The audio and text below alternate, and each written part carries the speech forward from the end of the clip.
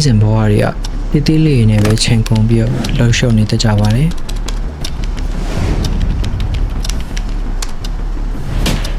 အရေးကြီးတဲ့အလုပ်တွေကြားထဲမှာမေးလို့မရတဲ့ကိစ္စအသေးမွှားလေးတွေကစိတ်နှောက်ယှက်ဖြစ်စေခဲ့ပါတယ်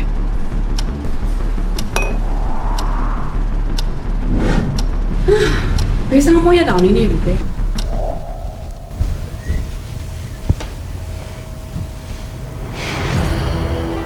ဒါပေမဲ့အဖေကကျွန်တော်တို့ရဲ့လက်ဖျားမှနေရှိနေကြတာပါ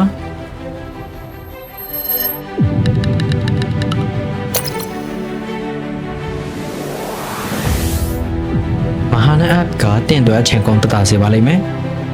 ခက်ခဲတဲ့အရာတွေကိုသူကတောင်းယူပေးထားလို့တင်ကတော့တင့်ဘဝရဲ့အရေးကြီးဆုံးခိုက်တဲ့တွေကိုပဲပြေဝခံစားဖို့လိုတော့ပါပေါ့ ဝါမိုက်လိုက်တာ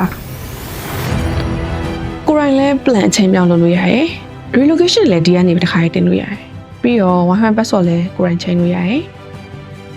မင်းနီသွားတာတို့ line ပြတ်သွားတာဆိုလို့ရှိရင်ငါ hotline ကိုဆက်စရာမလိုတော့